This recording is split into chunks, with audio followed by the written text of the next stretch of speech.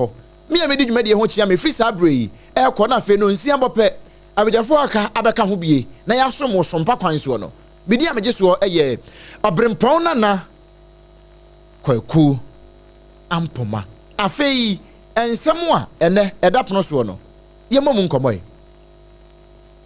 se etiefo beka ya ye koye chi kakra be yes ha bosumi kakra nie ena nipa bi di petition koma mampani se sabre no Chief Justice anasa temuafo pani anu o man Ghana mu Justice Gertrude Eraba Esaba Tokonu na dwuma mo number wo mayi mu eniema bi a waye nti no be ya mampani enti committee na yenyi nwadi no nam so ema Council of State Fortuna na nsem so ema omu sampa ensem a ewo petition num no ewo mu saa eno nti wo mu ye processes ni nyina e de eyi ni firi ho eno na Justice Poaman eda ano no na onipa mampani bo ni din se womra no mamai omehwe kire se Chief Justice Justice Paul Bafoboni ene wokopie mu ewo mrahye bedafie ano tutu bedwakuo nanim ene wokopie na ene sewani ensase ye ka kire wo bia afi na waba foforo na wonim ne yakọ so mrahye bedafie a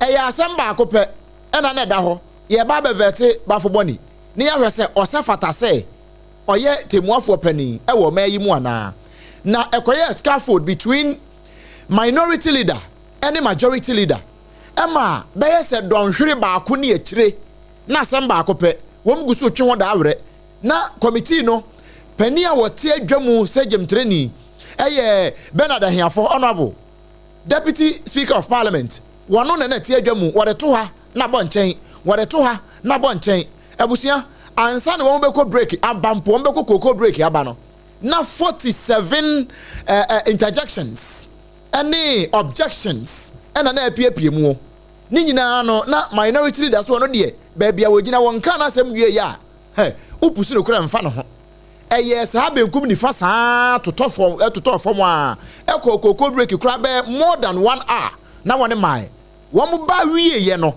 asem kro no asam be da ho ye wie akire no minority for say okay minority for say won mo hwe niema egu apono so ene se de nipa bi ede asem no kura akokɔ to say yen hwe ne yen kanwie na nipa ono na wo se o empanel bench e wo court ho won empanel ye attorney general so say so file the defense kura wa twem ambre na twam ye man ni notice bia afei ebre ni twam wie ye no afei no watro de akoma court ne se court ne nsan man extension of time na won fanya ne ode be ye nyina anwie sa bre ni nyina no na ye se obewie no na vetting committee na ye na adwuma wie nti nanso minority for say wọ́n mo hwɛ sansem we nyinaa mu ene ne amo betena committee ne so majority leader ene majority for committee ne so ene empo odonyamfo Bernard Ahiafo eka hunu bie ye wamo na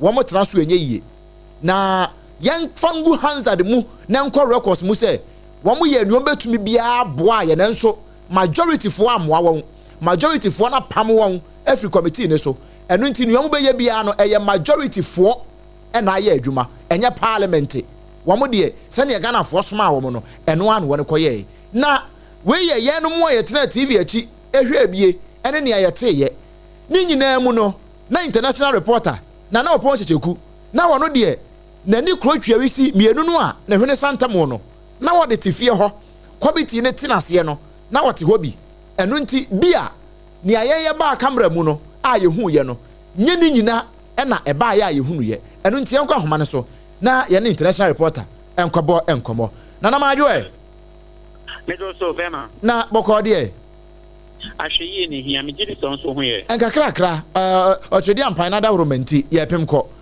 na nia ye hunu ye ewo TV so na minority for aka ka wo nsem nyina awie na wo mo pie koye wona na wo ho sana na community Peter Sobi o say ye be share fiti anopan mu no even in opening remarks in Pokra ye di free eye dwumadi na se na e wo say ye hwe na dwumadi no empompon so etimi to aso na ekoso no na ɛyɛ dɔnkuma for a ɛwɔ ɛyɛ ɔman na ahyɛ badwafie ɛkyerɛ sɛ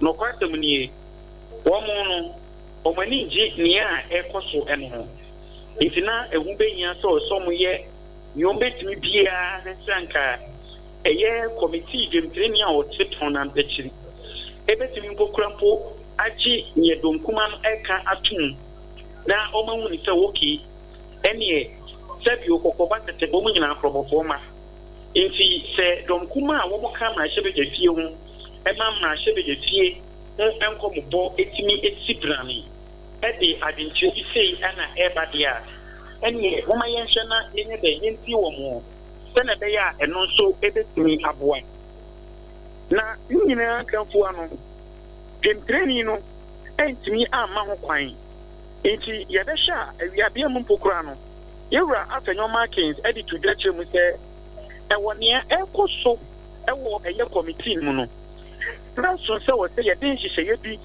ɛde to ɛyɛ ɛpono so yɛhyɛ wɔ mu a wɔbɛnya akwanya ɛbɛsɛboyɛ ɛwɔ kɔmitii no ɛpono eti ebi mpo te sɛ yɛwura ɛyɛ honorable Patrick Boama onya akwanya a ɔbɛsɛboyɛ wɔ kɔmitii no so info ɛnam mu ama yɛwura ɛyɛ Kesel atofɔsen mpanimfo wɔn mu nyinaa nso enya akwanya a wɔn baayɛ wɔn ba bɛsom yɛ ɛwɔ ɛyɛ kɔmitii ne soɔ no ɛyɛ nhyehyɛeɛ ana wɔn nyinaa hyɛ yɛ a wɔn etimi ɛde ba bɛsom yɛ ba ɛkame te sɛ yɛ rapɔ Justice Boni deɛ ne deɛ akɔkɔ yɛ ntiwakyew bi ɛno nti anɔpa nkɔmɔdie no mu no ɛkame te sɛ ɔpene remati mpo ana yɛdi dɔnhwe mmiɛnsa ɛnyɛ akyire mpo nie na nea mpɔmpɔnso adwumadie ne bɛsi faakɔ yɛbɛka atiefoɔ sɛ na nka adwumadie wei no ɛyɛ very short ɛsiane sɛ yɛwura ɛyɛ acting chief justice yɛwura Bakubɔ Bɔni wabere a ɛberɛ a mampanin His Excellency John Kwame Dramani Mahama ɛpaw no sɛ wɔnhwɛ na wɔmmra mɛboa ɛma atemmuo dwumadie no ɛntumi ɛmpem ɛnkɔ soɔ no wɔpaw no ɛwɔ ɛyɛ April bosom yi a ɛwɔ mu no 2025 mu a ɛwɔ afei mu ɛna wɔpaw no ɛmɛ nam so bɔkura aka kyerɛ ne sɛ wɔnhwɛ na afei wɔn ate state chief justice ne dwumadie ne kwan a wɔkɔ so wɔdi ne dwumadie no ɛno ɛnam so ɛma yɛpaw ne sɛ substantive chief justice ɛwɔ ɛyɛ September bosom ne dɛ ɛsɛ so ɛyɛ dunu baako ɛwɔ afei mu a eti yɛhyɛ yɛwura Bakubɔ ne dwumadie a na wɔdie ɛwɔ chief justice wɔ no ma obi lɔkɔsɛm ne na ɔpanin wɔnyim adwuma no ani so ampa ɛsiane sɛ yɛbɛkɔ abakɔsɛm mu kakra ɛyɛ yɛwura chief justice tɔko no ɛberɛ ɔba bɛsomyɛ ma ɛnam soɔ ɛma ɛyɛ His Excellency John Kwame Dramani Mahama baayɛ a wɔbɛhu sɛ maame no ne dwumadi a wɔdie no ɛpɛ bi yɛsie dabi wɔ agya bi di asenti no ɛho bɛnya sɛ wɔ sɛ yɛhyɛ na yɛnyɛ nsakyerɛeɛ kakra ɛwɔ atemmuo dwumadie no mu no nti no ɛwɔ sɛ yɛhyɛ ne yɛsesa no ɛno ana ɛnam so a akwanya ɛba ɛde ma yɛwura for Justice Bakubɔ nti ɛnɛ kɔmitii n'anim na ɔkɔkɔ pieɛ no na nka ɛyɛ adeɛ a nka yɛ anigye sɛm ɛkɔ ɛde ma wɔn no ɛne ɛyɛ chief justice akyitaafoɔ no bie na nea ɛtie nie ɛberɛ a ɔbɔ ɛyɛ nondu baako ɛkɔ ɛyɛ nnɔmmiɛnsa mu wɔnom no ɛna dɔnkuma baa no deni ɛne ɛyɛ akyitaafoɔ no bie ɛsɔ de kyerɛ sɛ nea ɛkɔ so no wɔn ani ɛngye ho ɛno nti wɔn ate atua obi wɔn akyi asedeɛ no ɛnti sɛ nea wɔn de kɔɔdan de abobɔbɔ wɔn nsa ɛwɔ mmarahyɛ badwafie ne mu nea ɛteɛ ne sɛ ɔmbɛnante afiri ɛyɛ kɔmitii na ɛkyɛ sia ne yɛtoto yɛwura pɔ Bakubɔ ano no ɛho bie na nea ɔne nsɛntwerɛfoɔ kasaeɛ no ɛyɛ ɔnoabo ɛyɛ Madu Kwame Ɛnkyi asante wɔno ana ɔyɛ Akim Central mmarahyɛ badwani wɔno na ɔne nsɛntwerɛfoɔ kasa ɛna ɔde to dwa kyɛ mu sɛ no kwasɛm nie Sompa FM no ɔmakye wɔn ho ɛyɛ firi ɛyɛ anobaabaeɛ a ɛkɔ so ɛwɔ kɔmitii no emu ɛberɛ a yɛwura chief justice a yɛapaw no sɛ wɔmmra yɛntototo n'ano ɛwɔ kɔmitii no anim wɔn se nea ɛkɔ so no ɛnyɛ adeɛ wɔn ani agye ho ɛno nti sɛ anobaabaa biara bɛkɔ so a wɔn dɔm kumaa no deɛ wɔn nti yɛwura justice for Bakubɔ ɛntum sɛ wɔn ano yɛ chief justice ɛde ma ɔman Ghana na yɛntie nkɔmmɔdie no ne kasa yi anobaabaa ne yɛ adeɛ egu so ɛkɔ soɔ ɛwɔ ɛyɛ kɔmitii no anim na wenu ɛyɛ committee a yapa wɔn sɛ wɔn tena pono no akyi ɛne afei nso no dɔm kɛseɛ wɔn na ahyɛ bɛdɛfie ɛdidaafoɔ bie wɔn a wɔn nya akonya a wɔn committee ne so wɔn tumi kasa ɛma ne yɛ yie ɛna afei nso mpokura no yɛwura justice paul bakobɔni awɔ no yɛ baabaa n'ano na ntano baabaa ne nyinaa tumi pɛm ɛkɔ so wie ɛyɛ deɛ a na wɔn no ɛna yapa wɔn sɛ wɔn no ana ɔyɛ chief justice ɛde ma ɔman ghana the republic of ghana na yɛntie ano baabaa ne bi a sisi a meka sɛ yi egu so ɛkɔ so ɛwɔ committee no anim edi. Thank you. Before allowing you to proceed with your second question, I want to remind all of us about Standing Order 88.7, and I read, a member in asking a question shall not address the House, raise any argument, or offer an opinion. So let's keep to these rules, and then we can make progress. Now, your second question, if any. Mr. Chairman, I have a supplementary question. Yes. My Lord, my supplementary question is that, having heard you, and you are convinced about your position, how do you remove the suspicion or allegation that some presidents try to pack the course? How do you remove that one? Even though people go through all these processes, and yet the allegation is that you are violating the rules that I've just read. So please, my Lord, your answer to the supplementary question.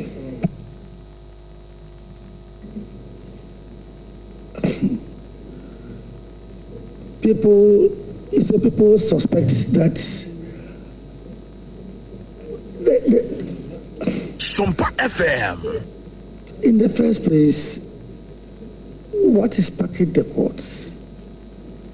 Are we talking about the number of persons appointed to the court or what? Yes.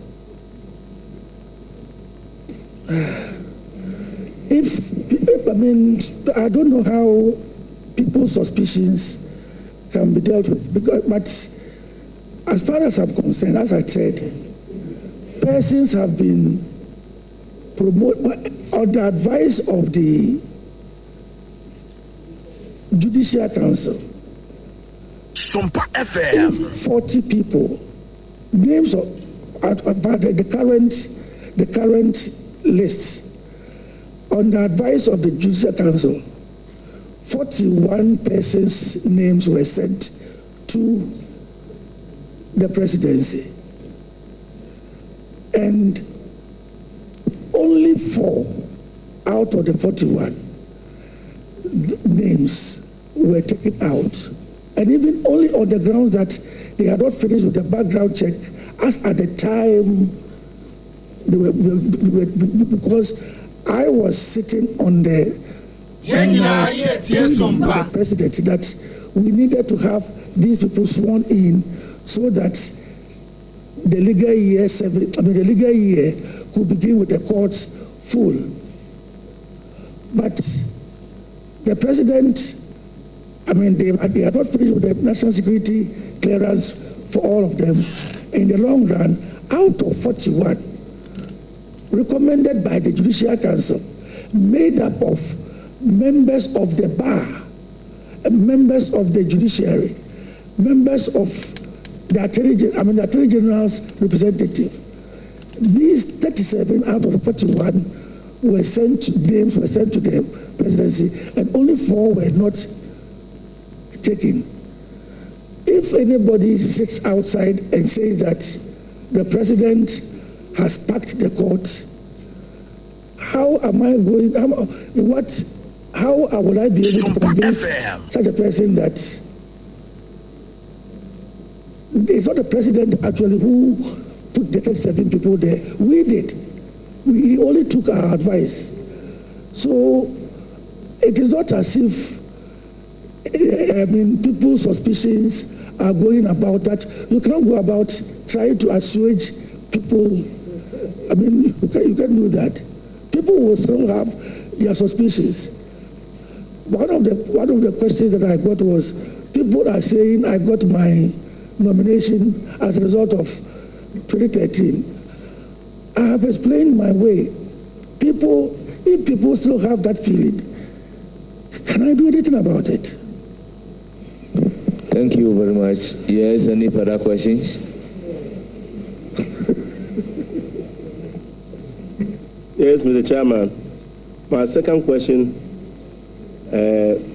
my Lord, you have dealt with it partly, but I'm bringing you another angle. Under Article 154 of the Constitution, 1541, you if we approve you, which we are going to do, you will become the chairman, because I'll vote for it. You become the chairman of the Judicial Council. And under Article 154, you are enjoined as a council. What is your question? I'm bringing the question, Mr. Chairman. Please ask question. I've just read the rules to you. You can address us. Very well. Simply, what reforms are you going to bring to the table outside the reforms that you have already mentioned? Because you have already indicated some reforms that you are going to do. What other specific reforms are you going to bring to the table in terms of accountability, professionalism, etc., etc.? Thank you. The judicial service mandate is to adjudicate cases and then ensure that the laws, Sompa FM. the laws, and all these come as a result of adjudication. As I said earlier, and we all agree that one of the problems that we are having now, the crisis, is as a result of people losing confidence in the judiciary. And we have traced it to certain happenings, like, as I said, we mentioned the complexities of the rules. We talked about backlog of cases and all that. One of the things that that is there, but it is not really nationwide, is the e-justice system. The e-justice has been introduced. It's been going on for some time now, but it looks like the e-justice, which is supposed to help us in so many ways, is only within Accra, and also even within Accra, it is within the law court complex. It is my hope and ambition that we will have a rollout of the e-justice to all the regional capitals by the time that my term is out, by the end of next year. All the regional capitals. The aim is to get e-filing, e-justice to all courts in the country. But that is a long-term thing. My aim is to have the e-justice rolled out in all the regional capitals. And that will be something that will help. And then Sompa FM. We always talk about justice in terms of cases that come to the court. We don't talk about justice in relation to even the workers. It is very, very, very important to recognize that apart from the judges, the judicial system is not made up of only superior court judges. Abusia, we are near air coso, ewo Ghana, Mrashe, Bedrefie. Now, international, mo bɔne nyinaa tɔ fama me na afei yɛnto aso wɔ fie me da se enti yɛtie nkɔmmɔ tenten yi a ɛkɔ so yi a ɛyɛ yɛwura justice vasubɔni wɔno ɛna na wɔrekasa a wɔrekyerɛkyerɛ mu ne nnwumadi a wɔbɛtumi adie ɛne ɛkwan a tete atemmuo dwumadie ne mpo koraa no anamontu a wɔsɛ yɛtu de fa ho a ɛbɛtumi aboa yɛamanyɔkuo ɔman Ghana mpo ne yɛn atemmuo dwumadie no na wɔkasa kakra de fa ɛyɛ appointment a aban mpanimfoɔ ba nasa aban foforɔ ba a yɛfa so ɛde appointi ɛyɛ yɛn new chief justice wakasa kakra de afa ho ɛna ebie mu nso no wasan so asisi dua akyerɛ mu sɛ yɛhwɛ ɛyɛ ɔman Ghana atemmuo bi a yɛ anaasɛ prison kɛseɛ wɔ ɔman Ghana mu anum sɛ te sɛ nsɛwɔn prisons a nsɛwɔn prisons yɛsi dankora no de ma ayɛ wɔn a wɔadi nipa bɔnefo sɛm bɛyɛ 9 ne akyire nsɛsi a meka sɛ yi mpem 3 ne akyire ɛna kyerɛ sɛ wɔn nyinaa egu ɛyɛ nsɛwɔn prison yard hɔ nom ɛkɔba sɛ ɛha adwene nti ba waba yi ɛyɛ nhyehyɛeɛ ne amontuo ne kwan obɛtumi afa so a ɔbɛhyɛ aboa ama atemmuo dwumadie no obi wɔ hɔ nom na asɛm adi bɛyɛ mfie pepepepee ɛwɔ hɔ nom ɔkwan obɛtumi afa so na ɔbɛhyɛ na ɔmadi asɛm no tiawa soɔ na ma no ahohareɛ soɔ asini aba mpo bebree hɔ nom a ɛna ɔmoda ɛyɛ prison yard hɔ nom for so many years nanso yɛnya n'asɛm didie mpo ne nyinaa ɛyɛ anamontuo bi a ba wɔbɛ yi ɔbɛhyɛ na afɔ waboa ama biribiara ɛtumi atotɔ n'akwan so bɔni ɛna yɛte sɛ wɔrekasa ɛberɛ a wokɔpie mu ɔpɛ committee anim sɛsi a mekasa mpokora yi ɛyɛ adeɛ a ɔmugu so adɔmkum a ɛwɔ ɔmama ahyɛ bedefie ne nsɛntɔfo kasa yɛ a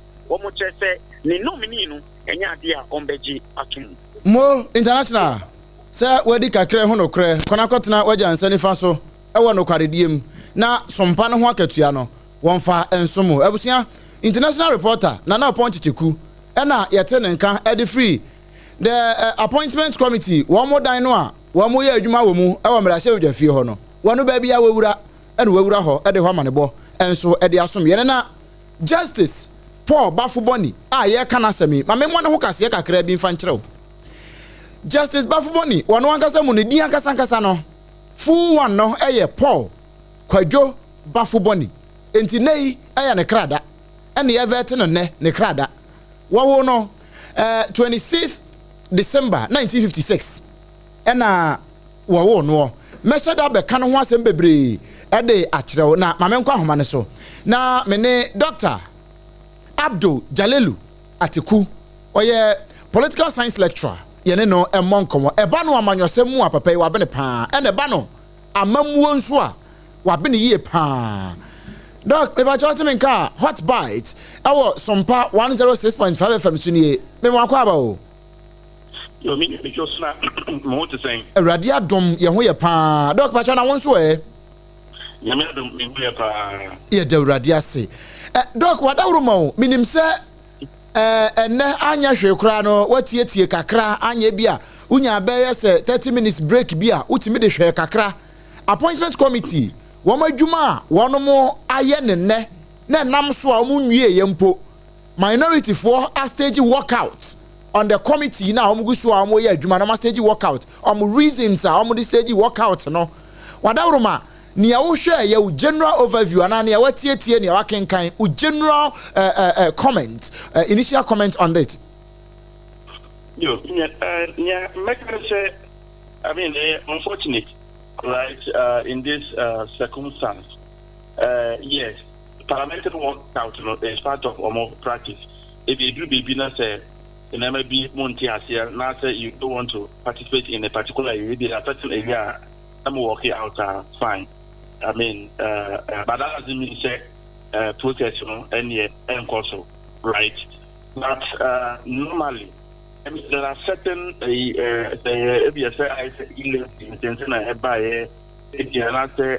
appointed Sompa FM. Nominees so normally you may have some of those things. But here we are talking about another arm of government, the judiciary. Judiciary, before the judiciary and parties, someone they will go to a court. So I was thinking, this particular matter, issues minority areas, I think almost highly motion before Parliament. That was last week. Yes, plenary, they dealt with this matter. So once the matter has been dealt with over there, wasn't me in my view, minority, once they have agreed to participate, near AC, because they have completely dealt with the matter. Like I said, there were no issues. That is why I almost appear. I participated, I think I participated in that. And I was looking forward to a Yishenka, questions now never be bring why to me I put it to the CJ nominee na omanya answers but unfortunately work out amma yanya that from the minority side. I mean, in my view, I was expecting to say and some of the who share minority leader na obisa those issues they have to do with never before court. So I was expecting to say once maybe the injunction at the BIA needs the process should be installed and I said now to us and I was expecting to say they will stay and then use that platform to ask certain because sometimes was working out. Sometimes some of the decisions that we take affect you. My main topic doesn't relate to the vetting. So in 1992, the NPP as a political party boycotted Parliament in election. So in the NDC, dominated about 189 seats. NDC. It was a Santos seat, Lanka MP for which we are winning. I hope to use that to fight, But because of lessons, subsequent election, if they had stayed in Parliament, the 1996 election, this Nabuama almost seats to me. I move very faster than they. So sometimes, I have boycott beyond a year. If I say, ministerial nomination a year. Right, of politics, no, but we're talking about the judiciary, another arm of government, right? So I was expecting that they would have, that aspect, so that they will be in addition and then ask the relevant questions. Some feels that they will put it to the CDA nominee. I'm saying no, and to me because most of the issues now, minority, different, but which user from the onset, let's say. It's like we are going there, and then we are going to do A, B, and C. All right. So we have something prepared. We have to ask this question. So one of the points is that once those issues are not before the committee, and I said, and they have dealt with it at the plenary. I wasn't expecting that those things will resurface. So bringing those things back to the committee level, next it's like going through the back door. I don't. In my view. Doc, now uhunu nso baby say minority for no concerns be am raise here with regards to Penia Hassan Tampuli make key comment be say at the end of the day the minority will have their say but the majority will have their way. Now uhunu say even say omo be ka omo asem ombe veti omo ombe gi atumo na omo nyintum ne kra no most definitely the majority is going to have their way, so it was going to be better for them. Say, omo be register omo displeasure in the open. Say plenary na amwa on the committee level, no, they could omo be register omo displeasure on the committee level for the whole wide world to know. Say, beer, they were not treated fairly as referred to by minority leader. Now, majority for no have you way. On that angle, South School of Thought, only on my home. The Americans say yes. There's that I say minority because they do a year. Although the decisions are taken now, you have to vote. Money numbers, so there majority will. So that principle is there. But the most important thing is there. So right now, because when you say majority will have their way, so it means that you go before you participate, and then you ask questions via I say would denigrate the CJ nominee. And I say because in some minority leaders some of those issues have to do with other, different committee now almost CJ now no committee no so Justice Foreman and Annette so exactly so nipa na apa that's why they use words bia I say ode oba be obi I say the chairman I said bia do be mpini onipa no the integrity na Sompa FM in different capacities on the matter. Now what the I do not think it was right. The fact to say you say something to them and majority will definitely have their way doesn't mean they won't appear before the committee just to say use something with a bit of identity and other will be and how do we say it? I do not think them say yes, you can show them if you either have the opportunity to say will not participate in whatever you are doing. Okay, now you don't even appear there. That's why appear. That's what but don't use that platform. I said, I invited people, all these, judges, superior court judges, or more, anyway, so if you use certain words, I do not think that. Because if you don't use this, what will happen?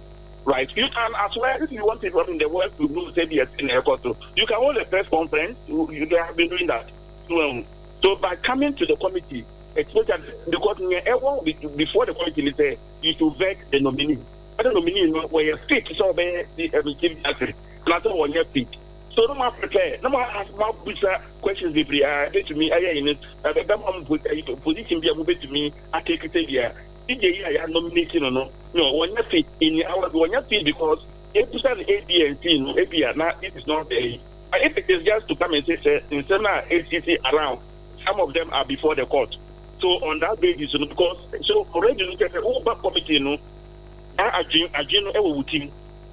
So that is what who push it through FSD. I do not think no everywhere. Yes, you can let people. They want to know say if you are A, B, and C, and TM participate and all that. But I do not think you should at the point now. Invite to the panel. After judges now, so ADHD ever any people on buy no. Then in front of a United because no we very well said that person is disabled in so many because won't be responsible to you directly about those things. Or saying things about other people now, they are not even here to defend themselves.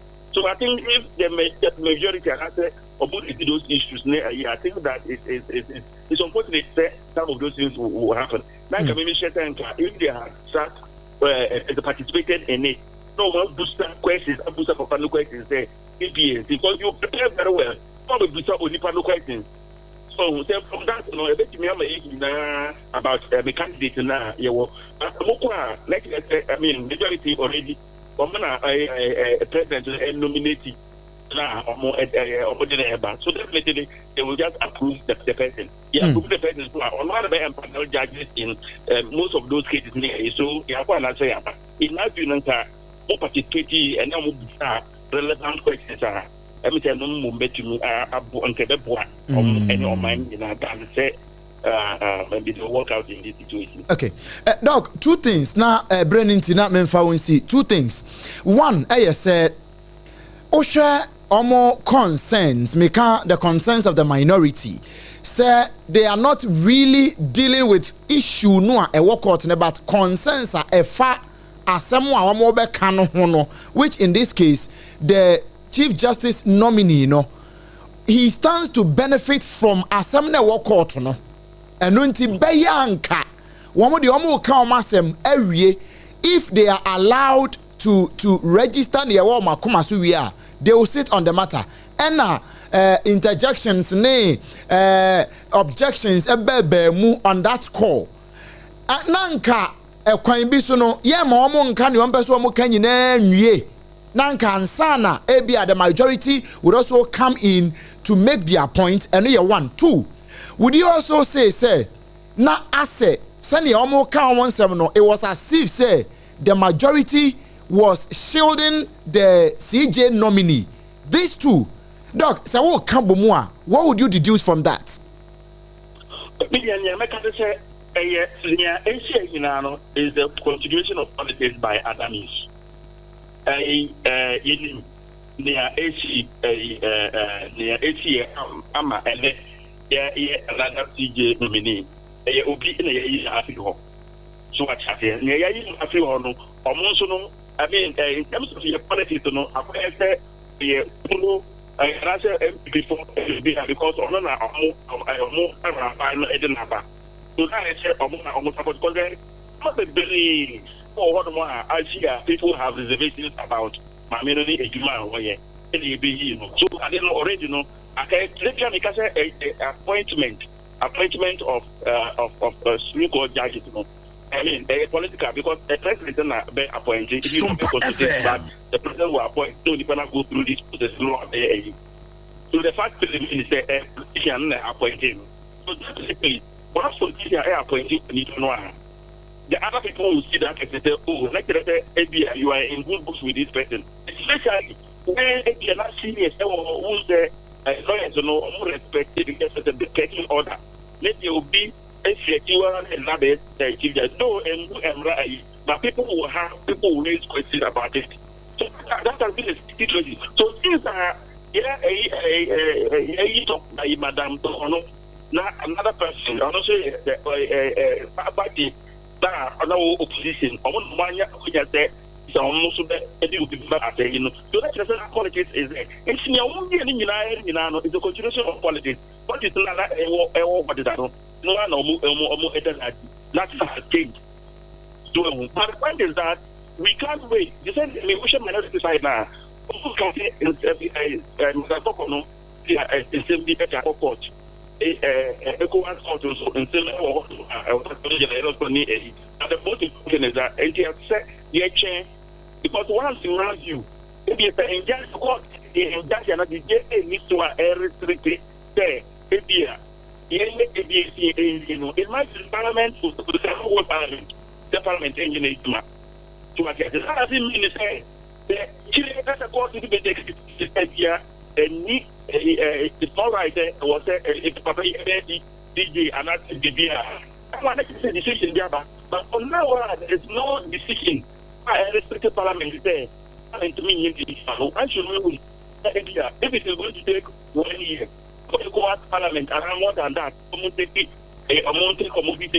a year, what is going to happen? In any case, even for the domestic court we share, international courts every 4 don't take a decision, and now it will not lead with the country states, if you are they will not even.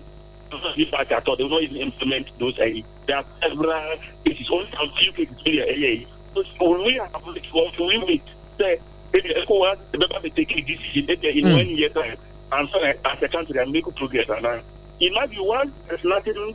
Restricting parliament, but the parliament just saying okay. So once the parliament, we don't see the one parliament. It should not go forward. Sompa FM. There was some good effort. Sometimes the court will take decision. Therefore, like I said, when you have to take care, and that decision is there. That decision will have to be implemented. Okay. Doc, and you're my yanasi say what you bread now near Bonkomo. Right, Abusia, Nipa and the Bonkomo, Dr. Abdul Jalilu Atiku, one or a political science lecturer.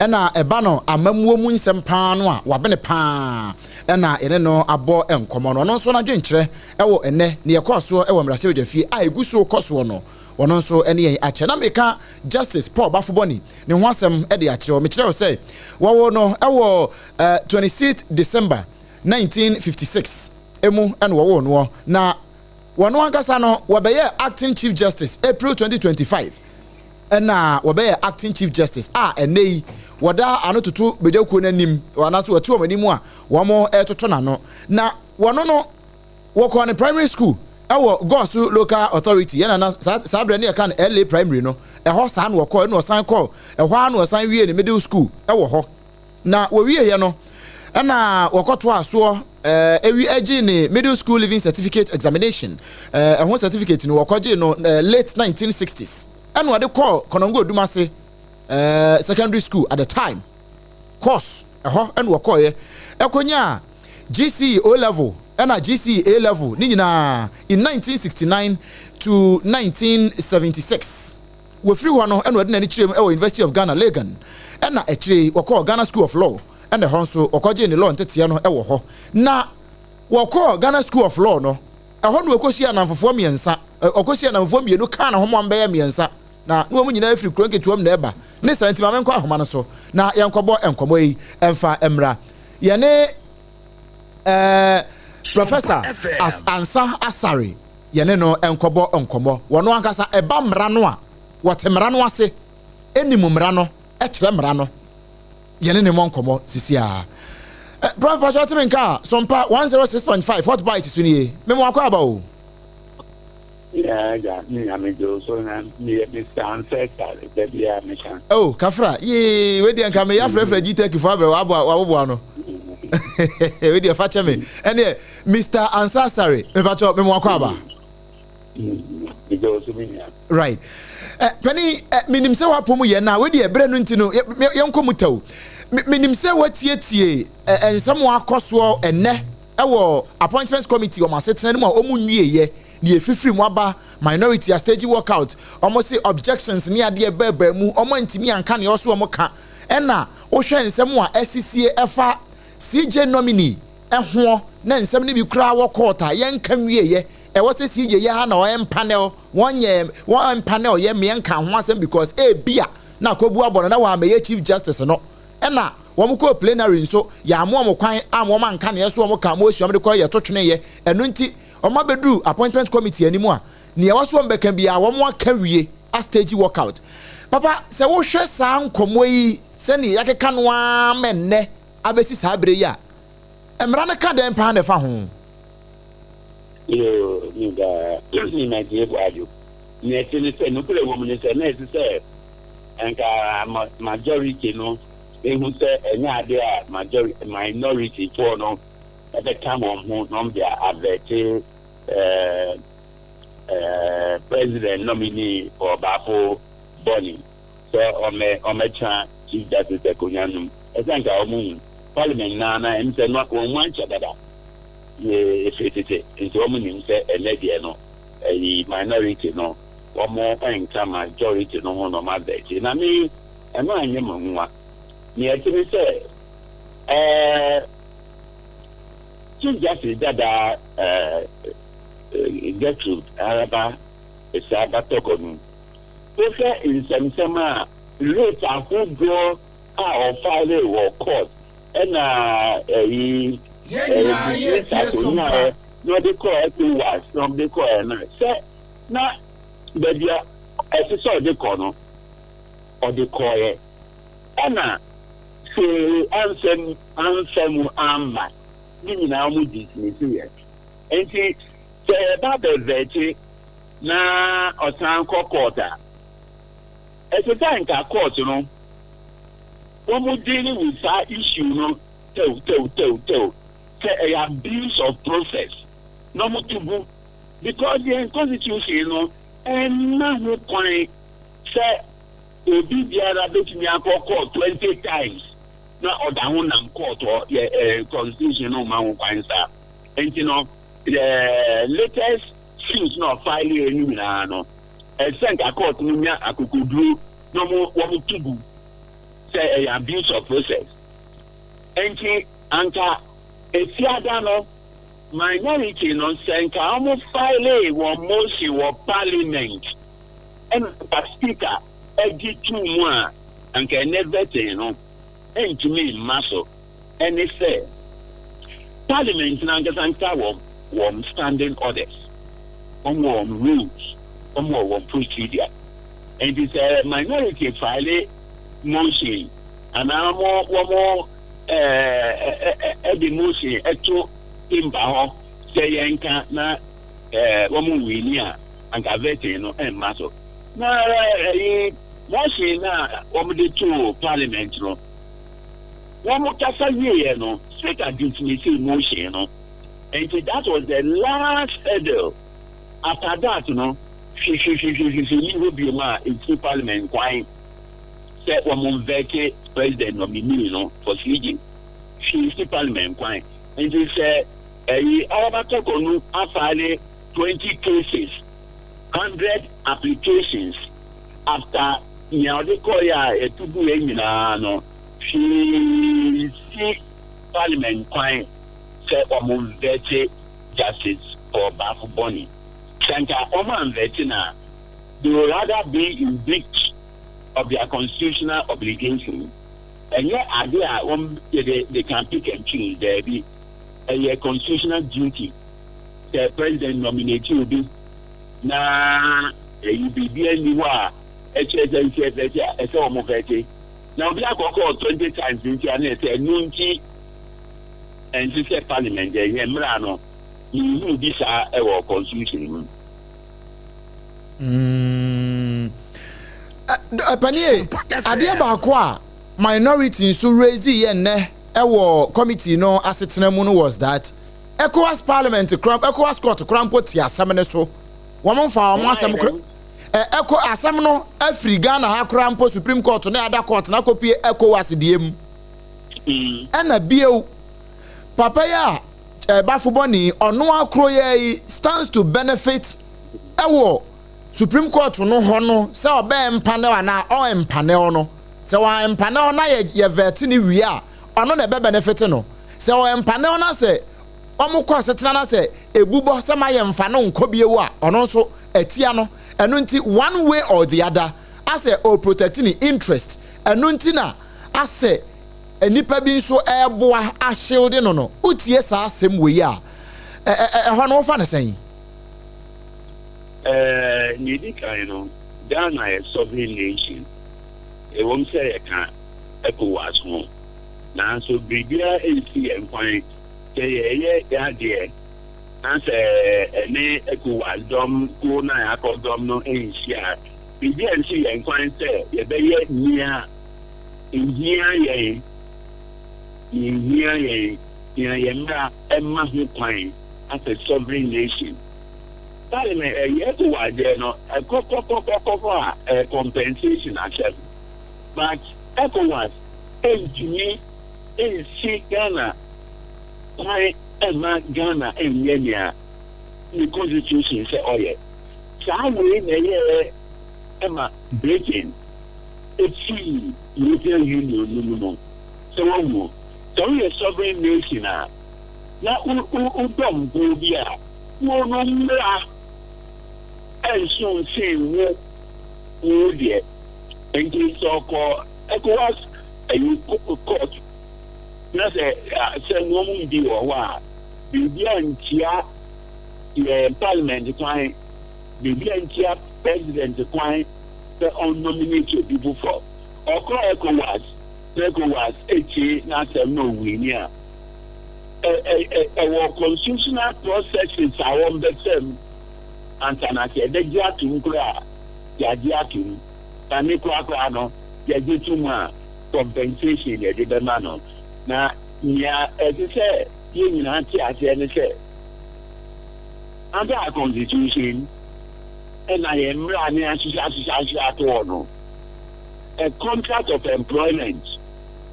is not a contract of slavery, and therefore, employee into me and share employer not say kuku only training no. Sompa employer no into me force employee not say kuku. And this anka our talk no can say with dietary gases not needy. Not a president can say baby. Council of State said baby. Judicial Council said baby. Ghana man said the idea nothing stopped Araba from moving on with their head. So nothing stopped the president from moving on to fill the vacancy that has occurred judicially. And the Madam Araba talk on Paniba Jatimenka and acquiring to do the right thing. Pani answer me no be wie krakra no ye wie krakra no say processes ya from one the bedroom baby a yedri say ye hunu say I to say because rubber stamp parliament and now as alleged or being alleged by the minority. Oh, and rubber stamping the parliament there, and almost the Kobiana, on first parliament we are, and Nanado, British president parliament now, we did your own, and also we are NPP, minority, Mukra, the actually, your voice for parliament, in the near BB number rubber stamp. There are many also a menu. He said, no man the one here in Castle, and sure near to America. 40 days, there was a complete shutdown, and one and Joanne King and Sana, Democrats, no, Peter Bear, Bao TV, Eco Republicans, and our more compromised. And the democracy there, that normal way, the diagram, I say, and Chasia, the KK, by a Chasia there. And you say KTN, so that in me, I can't say me about Tokonu. And they say, enough is enough. She must move on with her life. And yes, I think that is no only the tone. She must move on with her life. On the Bibitano, don't court, Akoniabana Udin, and Buano. Enti doc we Mr. Doc penny me jawa mo akono we no e ba ne say an entitlement esen ko nya end of service benefits nyina no ye mfa ma ne biem o ne entitlement dey no dey ne president dey too kwanta abai Sompa FM me ma sem an say e mother why ejuma ma abai was from Ghana ye and from Sobiada, that's a action as one. The Catawa, I said, the man on the day, Yanka Mano, the 10 years, say, issue there. The president must deal with it with a human face for the dignity of the former Lady Chief Justice. And there, yeah, so the cookie in Japan, and not the many buying any much as I disagree. With tactics, Araba, display no. I don't side with the government. I don't side with the committee. The Uncle Fee is applying the yeah, I say the man no. The infam man near coming one. And that they require no with the benefits. Sebuta project. Zano manoma way no. Usumiyeta na five days usumiyenu echinichi ose o we dey here ni say anke ndi kaka na tinya kan say achia enso embuye. Okay Penny mayana se anwumre se waje bre na odi akọ school atrechre yenim se yakọ yanim no emre bam na se bibia wa kire nso a yebesa bo akache na nchemu bia ese fata no wasan de adom ye yeda se anwumre right. Abusia nipa ne bon komo yera Kwaku Ansa Asare former director Ghana School of Law na ne no akobon komo nti na menka so no ne ba ne mra no a wa kire mra no wonim se de mra no te no no so a kire ye variations e wo mu se ne ese ekonyina no na hot bite kase ne nto aso no ye de ma wo na meka Justice Bafumoni na asem no na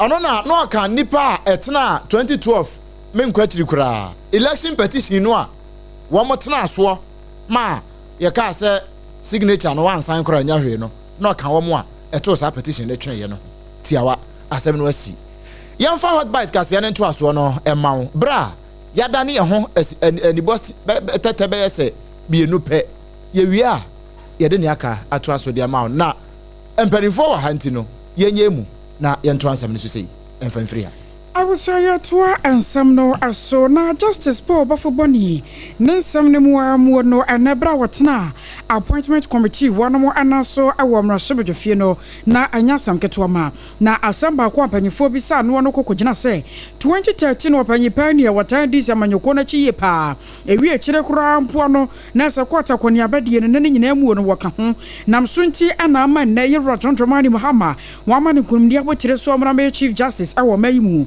Just ask them to say, and on na yera Paul Bafoboni Abba Chimson no kwasam to say. One more mompa is one pass say yes ha and a tia dia nanka obedi mampany muhamo. Now so sabio said you man wankasano qualify. Now was sufferta see the man was a Chief Justice. Nam suntina kana mampany abonidin. I, throughout my career, prison service, through the Internal Revenue Service and the Judicial Service, where I've been for the past 33 years, I have integrity. I've believed that everything that I have done as a judge has been done with integrity, honesty, and impartiality. I have charted a course of adjudication that believes that the law should be the law for everybody, and that it doesn't matter who you are and what you are. Once it comes to the law, there's no discriminator of persons. That has been my abounding lifestyle, and if anybody were to go through any of my files at any of these places, this is what you come up with: that this man is honest, this man has integrity, and this man has what it takes to be a leader. And I believe that I have what it takes to lead the judicial service. I was your warrior Justice Paul Bafoboni. Eddie law for no na ekasa no ncheba ne se ya mo amusu amra na mo aba mo afidie na monya emusu ehunu na yewura Bafoboni ya asese ya wote anototofo badwa no anim na wo mo toto nanoi ensembisa wo mbusa ye ne bi eye wo man ya bato a yeto December bosome ne da ye toso nson na ewia yakwa kosi bronya achi bosome edika ne da toso nson ansa na edi mampani asi egwa so no wo be chese no kwasem ni wono eba emra no ne su ehunu wo mpa de a anka ya de ko ebia ya de ko November 7th anka beboa enti ane se yentotoa nkonkosi January no na abusua se mpo bibi ne wo entemu ho anase how bi ne ba ya na mpanimfo atimi aso ano ansa na da no kura duru so ama yede mampani asi adwa so ni nyina no na wo ka ede akwakoyi se yato aba wie na bi amente me ho ase bi atwe wo akiri na emu koto nsem no ebasa ebenya nnefo abese aduonom nso ede ayentotoye ansa na yede mampani asi agwa so. In 2013, the election petition lasted for 8 months. The final decision came on the 29th of August, because one of the first drawbacks was we spent almost 1.5 months discussing whether to even allow the NDC as a party to join the action. In the long run, at the end of the day, by a majority of 6-3, NDC was joined to the action. It was one of the greatest mistakes we made in that particular trial. So CI-99 came up, and that was when we decided that the trial and everything could be done within 42 days. But we know that Kenya does theirs within 21 days. And the first suggestion that came, which we think was a masterstroke, was that we should have the elections on the 7th or the 8th of November. Eno yewura Bafoboni was ya sama adanse ni ho no ye twa ase ne bi ho na ye de aya adanse 2012 de si ma ye twen ho ewo koto eno ho nkomo eno wo chese ye yi abato no de ba November bosome te se de ewo mene de toso nson eba ne sa ena beka akire ama mpanimfo atimi de aye ntotoye na ansana wo beka sa no na minority for wo motre ne ya na wo mo na anoni no eye onumnyamfo Alexander Osahene kwa amena afanyo marking na wadi ka na adwen wo committee ne so akire se wo mo de wo minority for no wo mo window wo mo nka no beka kura nwie ye mveti ni nwie ye nanso papa no wo ma rejecting it that. Be it known to you, Chairman, and committee and the country that we, the minority caucus, hereby vote en bloc to reject the nominee. We would want to state on record that the majority can proceed with the questions. We do not intend to proceed with any question. We are, however, registering in the strongest terms that we reject the nomination, and the records should reflect that the report of this committee be a majority report.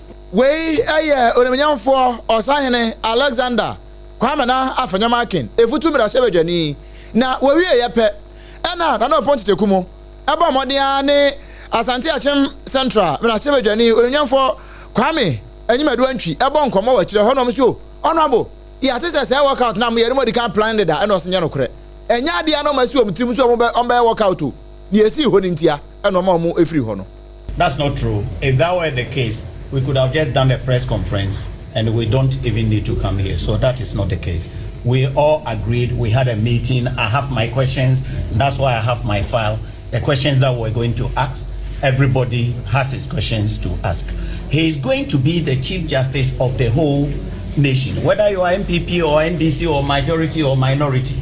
So it is for all of us to make sure that we get the best for the country. And therefore we plan to partake in the process, but if they are not allowing us, we don't see how. And the last thing we would want to prevent is to.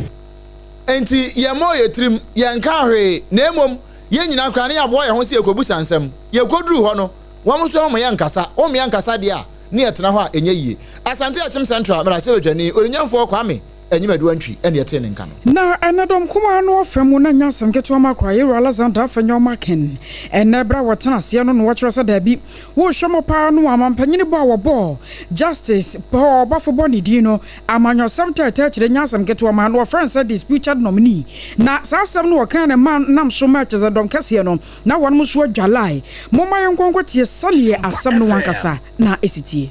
The minority in parliament objects to and unequivocally condemns the coordinated campaign to subjudicate Ghana's judiciary to political domination.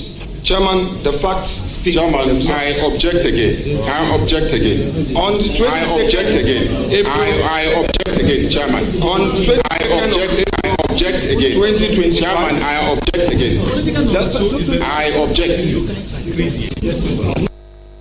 Nano watchro no you Alexander Afanyoma kanamana so wa and watchro sana motu anam so ma committee ya ba na power ya no wo yi former Chief Justice Mama Gertrude Tokonu efri ho no ano so amfamra kwan so yi that the minority holds the view that the committee's work resulting in the removal of her ladyship the Chief Justice amount to travesty of justice. It is a view we hold. It does not. And order 1237. Order 1237, with avoidance of doubt, provides the conduct of the Speaker, the Chief Justice, members of Parliament, the Chief Justice, and Superior Court Justice of Judicature shall not be raised in Parliament except a substantive motion. I was aware kakra na ekoso ewo appointment committee no omanim ene eho no de ntia donkuma no twen wo mo ho firi mu no na wosona manyokuo ya yewra Justin Kodi Afrempon ya chochofo wo mo de krata ba abontenche se no kwasemu ni Ghana yemra ne nchiama constitution no ya ahote apam ya Ghana fo ene ne wo mo apam enti wo mo ye donkuma no ejina sa ahote pam no nyade a wo mbe san wachi kura ede ama yemra ne nchiama eka ho bi na wo mo epie de ntia wo mo ka we ne se enche bia na sefo versus attorney general na yewura Bafoboni won na eteso eno ye ma metakuno nsem ya eno so echikura no uko Supreme Court, High Court na ECOWAS Court a saa asem kro na etwetwere mpanimfo bo a wo mo nyam twa ba mfa nhwe ano enti wo mo tenase na wo mo di we yachi a na etese de esabio wo mo nya adagye adware wie abo won topa ada no wo mo asan yi mframa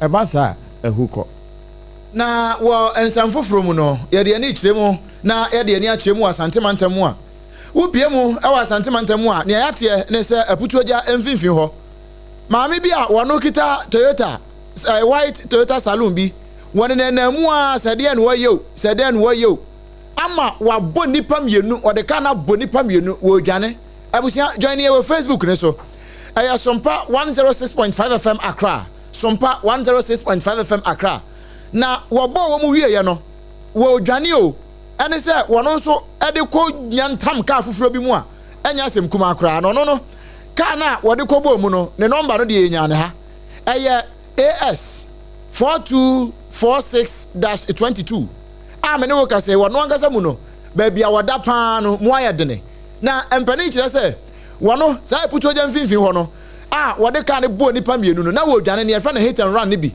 wo dwane ye na nyankopon a sebi mpraduasa wo mpe bone wo bo mone akoyi ne so ahan se ja wo mani nwane wa breko a wode ka bo nipa mienu asa nipa mienu no ba bia o mo da no se nyankopon yi nani se wo kusa ne ba nkyene ketua bi mpo a ahwe nipa mienu be frim eno na nam so a akofa saa ha we say ede aba no na meni wo ka say saa maame no onu di saa nyambransam saa no wakwa kopie mu ya asabia wono so pre ne nkwa na ne ewa akire bia no ye de bema etiefo abusua ene ye kwa santema mu ha na we medu wura mankra so awra hosam ne se aposifo aso ababa wa bi panchi wodi mfinhia adu no na waje obi a wodi mfinhia adu nwotwe ne kra afiri ne nsam adekro potia enam so ma wodi saa adwuma ne de abusua Ebenezer Owusu ansa wonna ansem ni nyina tena no eben akwaba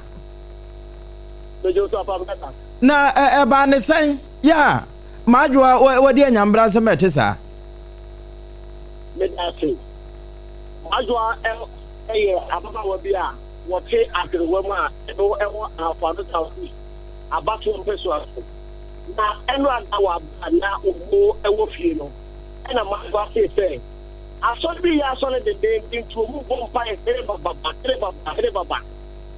bazo pie be hwa o se e o ni de o mu de chi pepe na asọli o mu ya asọ ne de enu na nam so ma wo ko so ntu pie e ba de to mu bompa e no o be hwegu o mu se etwa e ti o be hwe so gu se etwa no na ababa wa ba ko a o ka ho anu mu bompa e no ko fi ko ba mane fe maza wo mu ko fe maza so de go mu so a so kino wo won tiase so peke ne ma me ta na ne ma me e so aso ni mi abo ba ho ate wo mu ko sa ade ko de ko ti na nto ma maza hwe so gu wo so ababa wa ba ku amo ro ti ababa wa maza hwe so gu no so yi enia aya so de mekua wo so de tu se tu wo pepe e ti wo ba ho ne de ba fa ese akwakoda ni akata wo kuntu enti mamienu anya akata wo mudi po mo tete ne pata ya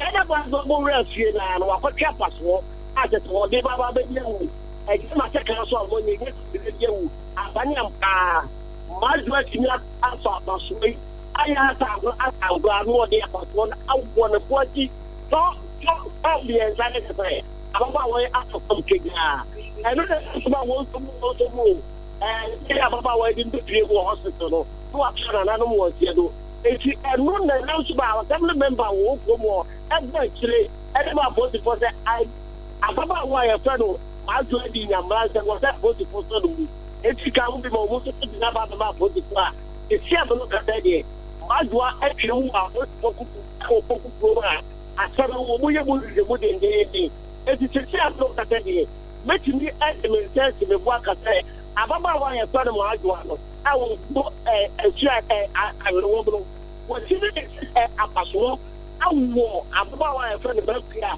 aba wa twa na no mo edo a on ka ti ale total ni bi mu e wa afọ do south about on this south nti say ahwerewam hote sen eben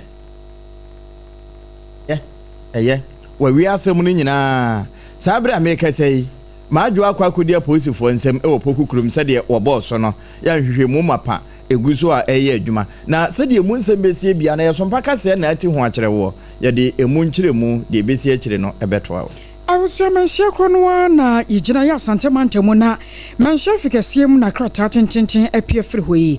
What a crown about Uma Sotum for 2 year or Tosuminu, Nana Bordiani away more Sania Cassian Quada. Nakrata, ye friend and chair by a chief of staff, your mentia, ye rock of Fibedu and an answer assassin. One much say Ghana Minina, a Yobia denim Samson and Santamuano, as Santamara edges in a naso, so Besha Amaboconsan, Samahin, someone Musua, na kunkumo kwaso no sade no etoatwa na ewi akire kura no yenu mampusi ni kusasefo watonsa de frɛ wo mo nansentam wo ama ewi akire no na se na wose won mutu asam no na wode hyada afedi ajebo anya ba bedru asantemara ade atodwa etro se wo mo de nanu ana esi wonom na asam no won maka wa bra wo kan wie kura wo kan wa kan wie na se wo kan ebra asumdue be ya adwuma afebo enti nyame ya domo a November bosom de toso aduasa ene December bosom ne de dikan ewa fie mu ena bokonsansam wo no wotena so na wode yie ato yie eno no wo kan wa wie no kora na ebiem wada adehyer mu nyina setitiru ane no mampulisi mpanyimfo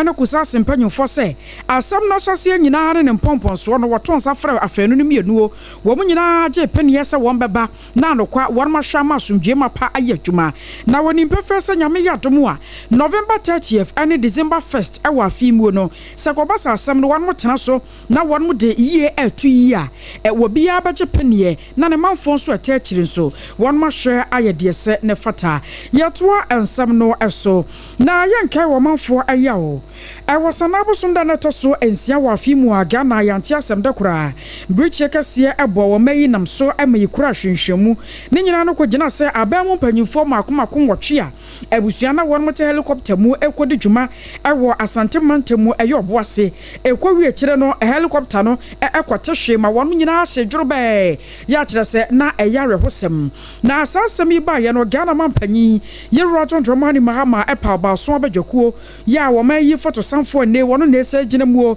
sa Minister for Defense acting Dr. Kasiola Atoforsen wana na sa ba so abadwakuo no na odi animu na ene wonu ma ye hwehwemu mapa ade apiedwa ama report no wo de akwakodi Ghana mampanyi ye John Dramani Mahama ensam a won ma submit amamre ane amane kwaso ade ahye ne nsam wo na amane boy ensaka etro se nyame yadma wo kinada ensam trofo hye mudie bekoso ewo ma Ghana emu ya ne nyina mu no aban ne bebo omamu ne nyina mane na Ghana ye hunu bi helicopter ne mu hwehwemu no a aban ne ye se wode gu akwan mu na ye hunu ade kodie pote pa ye nam so ema ne kokrahye ye ne npa nwotwe wo mu frimu no wo mu de ne nyina to dwanti nyame yadmo wo kina de kia ne kin ye beche de ebepia frimu ene special prosecutor ena SML fo nso ama no na nwotwe se won fanhia wo mo koto na sade wosi ene sra adom bi ba wo maboboa no besesa wo mo niema bi ni nyina se wo mo ye hwehwemu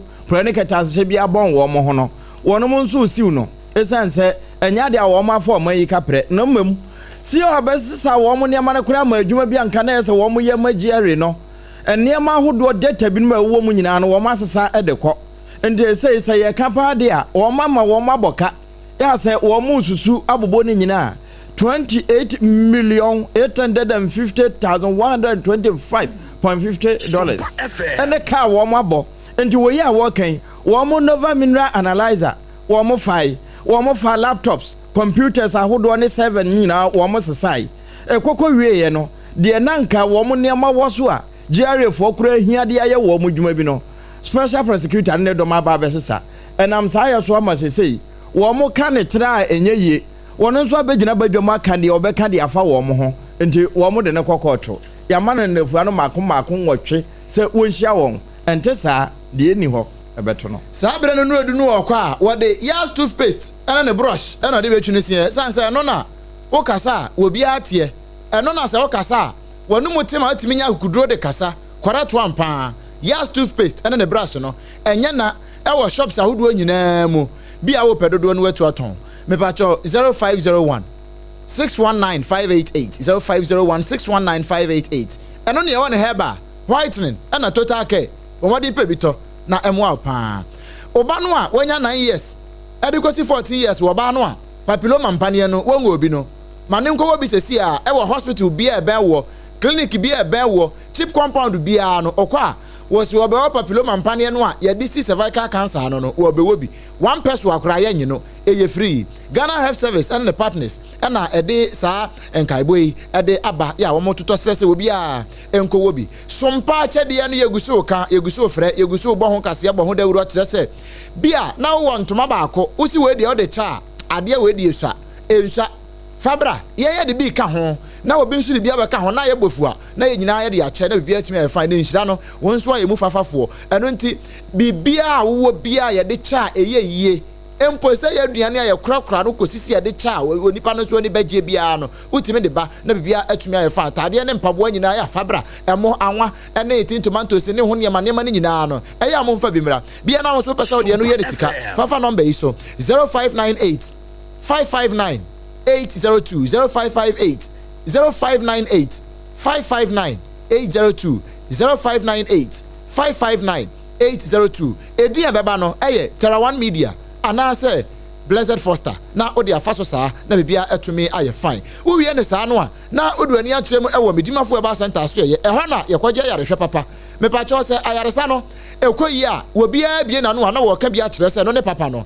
mesrawo bamaden stroke na age wa boso uchepe na wo honam eye oya da bia na wo predo hypertension diabetes prostate wo hawo awo na emma no asese ye ba musudwetire no medimafo eba center all the time beto so ubenya wo ne bi na bia tumi aye fine wo won kra he ya apokwa se mayira na kuma senso abu akwa agogo woni aban suku no ho no di animhwe ne numbers ne 0244 774 282 0244 774 282 and 0500 7272 15 0500 7272 15 na onimpani abo eho enkomo mesrawo promasido Ghana say oye nkwan oye stew na mo a wo chie no se wamfa onga amfa nya me nkan tell say eye hute emfa ba bia enye me pacho wan hwe ya na wo toyade ji se wo de onga e na wo de ya aduane no onga eno ne maame ensa so boafo na etime boa pa wo de aduane a wo bia etime di bi wo bia nso di a wo kanfo sampa aduane no wede ya ahoden enso ewemu FDA agiatum ama sese edwaman so ewo ba bia wo wie ne saa na sa aduane a wo di bedi no wunyanya aduane papa bia wo di bedi dia ene just hot cake no na wa pe bia to mesra wo a wo ton dokono no kotu ewo just hot cake wono aka che na say just bread and pastries wo hot cake ni bi kona kotu anu bi na beton na no atimi aboa ye de ma 3 Ghana cedis pe 3 Ghana cedis pe baby a ye no ye dokono ye bo no ye ne de wo ha wodu ani beduru ho na wo hu a utimi say yes ekoyie pa dwumadie bia nso a wodi a obehia dokono wase no ene just nkasa na ye mfa bi mero dudu bi a wo pe no ye betimi de abro eno nko na timi da ho na watwe mienu na tese ne ya na ye boye eye just hot cake ye wo enkran ha ya adome commercial bank na ti wa ye numbers no eye 0256 068 832 0256 068 832 na se wonu mu ato na just what kenke wantimi ani a time herbal mixture ene na betimi adi aboa na malaria ya achewo waposo ya wonu mu ato wantimi ne die no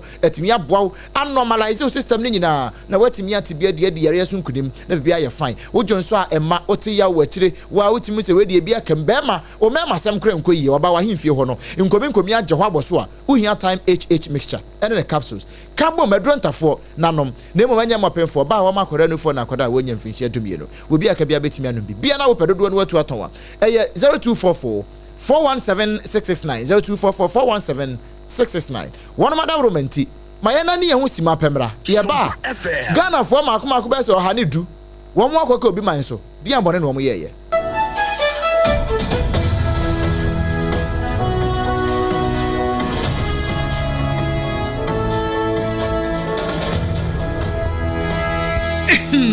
Medo edrano pa wutimi to wo boase etwitwi wusi o ado na so ni se me de yas toothpaste and the brush and the twitwi mesima minya homka senti na ye bokoyi na me die me all time favorite yas herbal toothpaste and the brush aboa me ama sesei menum nso a enwunu anasa de ehia me semfimfem me biem na won hwese mesi aye fita sesrecha homa na et brightens yas whitening toothpaste and the brush and me di hwimese enti na wo se efei na yas total care gel toothpaste and the brush ne die ebo wo se ho ban demu ne nyina ema wonum ye sham. Oh yes. Enukretrodo. Yas Herba. Yas whitening. Any Yas total care gel toothpaste. And the brush. Ebusian chamfa. Sawo peduduo 2 e won kran ha. For Leicester Ghana Limited. E was 050-161-9588. Leicester Ghana Limited. And the Yas toothpaste mo ahodo. And the brush abedwaso abeboy. Midimafo. Pokwase Maira Accra. Midimafo. Pokwase Maira Accra. Midimafo heba clinic aba Accra. Anu won't here. Passengers egumi kai mu. E ho na dodo na ekro. Hey, ene sa Accra ne bote we demo. An ye demo ampa. The say there, edutwam Atlantic International University, America memu, about Dr. Edujamfi Babasu, honorary degree as a professor in biology in herbal medicine. It is said here, Ayaresano, I am more. Oh, Mr. Minim wife your copa war. 1 year, 1 city. Need send be 2 months and 8 years cano. Miss me connection na and shut down koye na esakakra. To say what pege mama hodiam bem. Connection ne wo way. What about the crowd? Stroke unso there. What fan small. Chese, ajidi wa wu ani de sie no. Yare bia etatia e wa Dr. Tamda so endi so. Diabetes, hepatitis B, prostate, hypertension, malaria. Yare bia. Kumasi say, owo agogo opposite government school no. And nkran so obepiem e wo pokuase mayira kwan no so. For doctor 0244-774-282 and 0500-727215. Midimafo Herbal Clinic. Wudimafo ne hwa.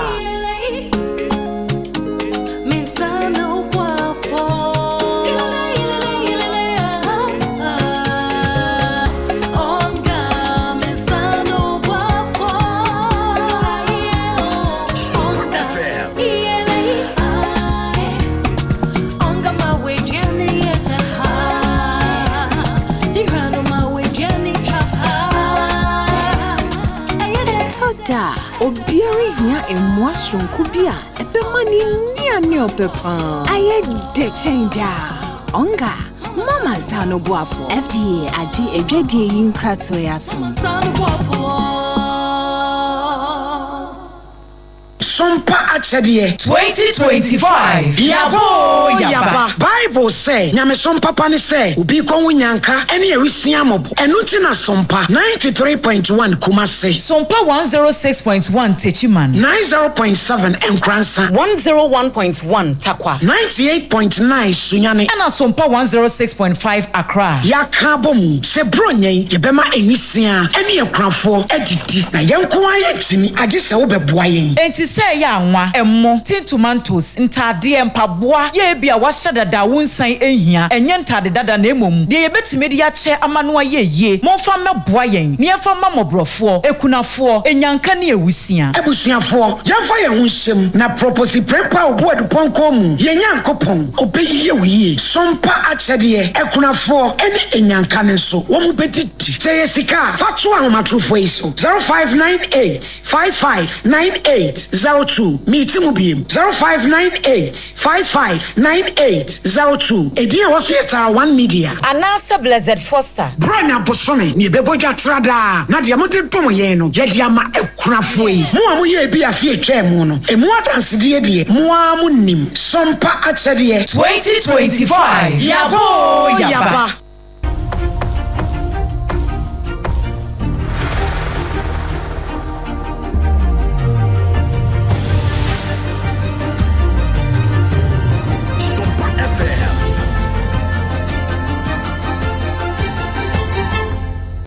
TV Emma Akatuapa. No kure Emma Akatuapa. Ewie aha ene bremi ekwan ama yede hot bite ene hot bite kasi yede nto aso no yede ne nyina esie. Ye sorry so ama Prophet Mango Day abeto aso na ode third service abrewo. Medin ede obrempon nana kwaku ampoma mene akosia ejewa kwade boaten ena triple emai ejapia apamdada